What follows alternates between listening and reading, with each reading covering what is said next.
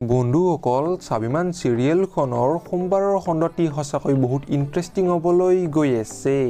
যোৱাখণ্ডত আমি দেখিবলৈ পাওঁ যে দেউতাকে শান্তনুক মাতি আনি আওপকীয়াকৈ আৰাধ্যাৰ বিয়াৰ কথা কয়, কিন্তু আৰাধ্যাই মাকক তাই যে বিয়াত বহিবলৈ মান্তি নহয় এই কথাটো কয়।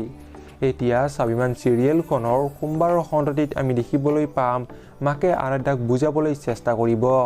এতিয়া বাৰু মাকৰ কথাত আৰাধ্যাই বিয়াত বহিবলৈ মান্তি হ'বনে বাৰু জানিবলৈ পাব আপোনালোকে স্বাভিমান চিৰিয়েলখনৰ সোমবাৰৰ খণ্ডটিত। এইফালে প্ৰিয়াই অনিৰুদ্ধক তাইক সিহঁতৰ ঘৰলৈ লৈ যাবলৈ কয়। এতিয়া স্বাভিমান চিৰিয়েলখনৰ সোমবাৰৰ খণ্ডটিত আমি দেখিবলৈ পাম অনিৰুদ্ধই প্ৰিয়াক সিহঁতৰ ঘৰলৈ লৈ যাব। এতিয়া বাৰু ৰিমলিয়ে প্ৰিয়াক কি ক'ব?